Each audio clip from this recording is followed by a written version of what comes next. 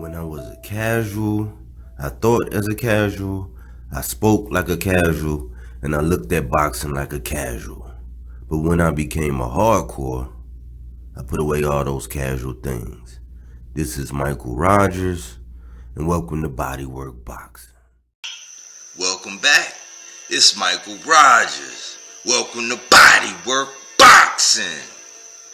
And man, I'm pretty excited, man. Supposed to do this video yesterday, but I decided to do it today. I'm pretty excited because yesterday I was saying, man, if you looked at everything that happened on the Showtime cards, it was all about the 154 pounders, the super welterweights. And we're pretty much a week away from actually seeing the big dogs in Errol the True Spence against Ugas. And if Ugas can beat Dennis the Menace, right?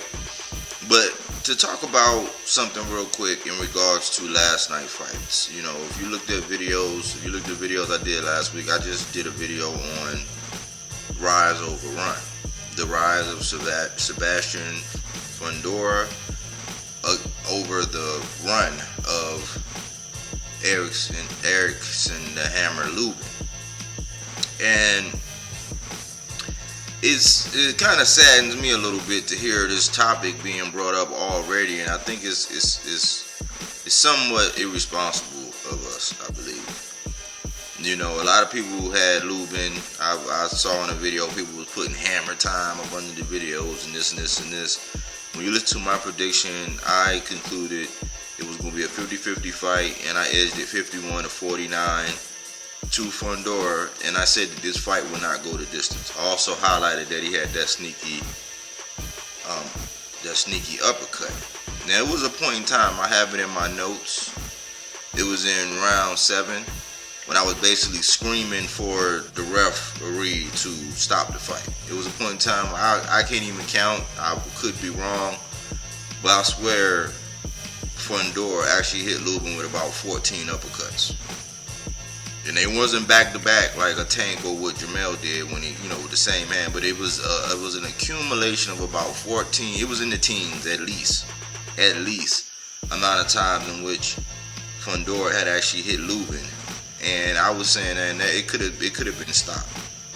I remember Breadman, who was in Kyron Davies' corner after that Benavidez fight. He said, the dangerous fights are the ones where somebody don't get knocked out cold.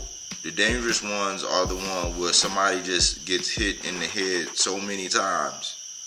And because they're so strong and they have so much warrior in them, they don't cave in and quit. But he said those are the ones that leave people with brain damage, speech impediments, things like that. And what I keep hearing now this morning in the aftermath of the Fundora, getting the stoppage in the knife is all about Fundora's gloves being loaded. I don't think it's fair, especially coming from the black community. It's just almost like the same thing that happened with Wilder. The first thing was the loaded gloves, and it's classless, to me, because, some of our favorite fighters, with knockout power, like if the first thing, just like when Earl, just last week, Victor Conte was coming out with all this PED usage in reference to VADA testing with Earl, Spence, and Ugas, and everybody was all in a frenzy because what is that? What are you insinuating? You're insinuating cheating allegations. So we act like somebody actually hit the beehive, and we swarm on them like bees when they do it to one of our favorite fighters. Like, let's just say somebody came out and was saying the Tank had loaded gloves all this time, looking back at a fight with Tito Trinidad and Winky Wright. And Winky Wright just pretty much dominated that man every round with a jab, a 1-2, and then maybe a 1-2-3 with a hook to end it off.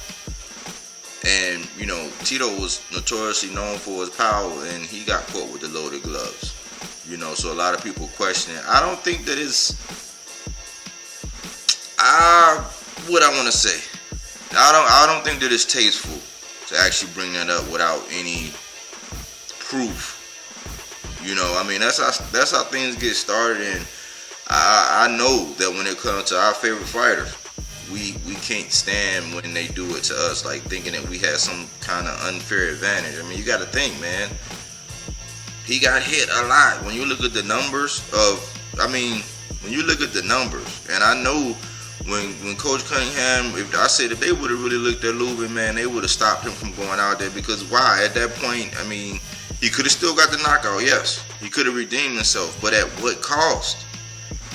At his brain, having some kind of aneurysm or having some kind of busted vessel in your head. I mean, all it takes is getting your head knocked back like this so many times. Your brain just in there rattling inside your skull.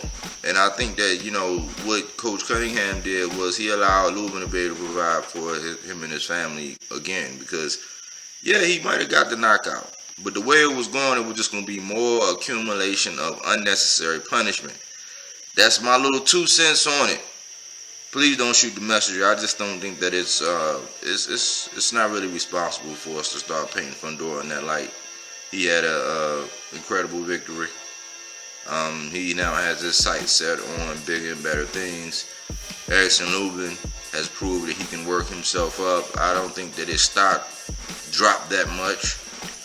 I think he showed that warrior mindset and mentality, and I think that, he still has a place. He's still going to be able to feed his family. He's still going to be able to, have a career going forward. I don't know if we should be talking about Jermell Charlo Castano talks just yet. I don't know. I think Tony Harrison put on a boxing clinic yesterday.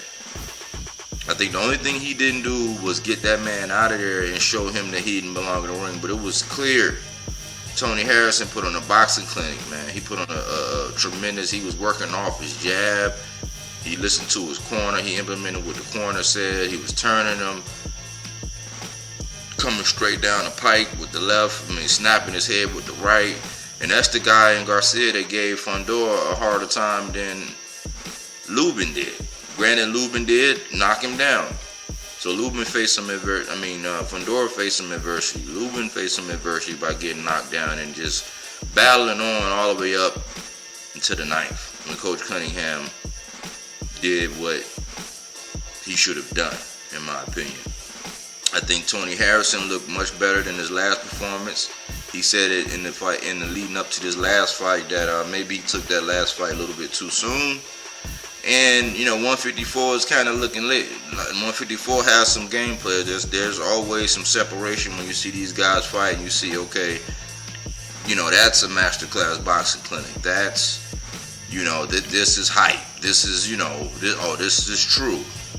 It's someone chinny. We found some answers. I'm not even going to talk about that guy. Because there was a lot of fights. Gabe Rosado and Shane Mosley Jr. They fought. I think there was spurts where Shane Mosley Jr. actually looked very sharp, very crisp. There was times when I seen the Warrior and Gabe come out, and I don't know. I don't know going from here. I don't know what one either one of them guys do after this fight. That fight was pretty good, but overall, I'm so excited about this week coming. We actually get some answers in Spence versus Ugas. And on the Porter's way, I'm going to leave with this. On the Porter's way, they has told Earl that, well, what if they put up a what if scenario? What if Ugas is saying that he has in his heart's intent to, basically come in and stop you? And Earl said, bless his heart. And if you ever been down south when somebody say, oh, bless his heart or bless their heart, you already know what that means. Man down. Anyways, thanks for the growth. Thanks for chiming in on the videos. What do you guys think about Ugas and Spence? And is there still a question mark next to Terrence Bud Crawford? Who was he going to fight? We know Boots got Custio Clayton coming up. A lot of people are saying that Custio Clayton is being overlooked and Boots can beat everybody. So we got some fights coming up. What do you all think? How do you all see that fight going with Ugas and Earl Spence? I would love to know. Feel free to email me. It's It's bodyworkboxing247 at Gmail. And on Instagram, it's Mr_bodyworkboxing. Get at your boy, man. Let's talk some boxing. Here at Bodywork Boxing, we don't take things for face value. We do that body work. All right. I believe you. But my Tommy gun don't. Get down on your knees and tell me you love me. My word, and I do what I do. He knows what I'm about to tell him right now. It's Mr. Keep running your mouth. That's what I do. I just feel like I'm the champ, and at the end of the day, I'm just a fighting motherfucker. It doesn't matter. Inside, outside, I can just fight. So I just feel like if you get down to the wire, and we gotta lock it up, I'm out on top. Hey, listen, as you can see how I'm looking, I stay solid. I'm always solid. I stay fuck solid up, man. You know what I'm saying? To the fans and all that. You jump outside the ring in the fighter, like I said before, ain't no safety on the clock, so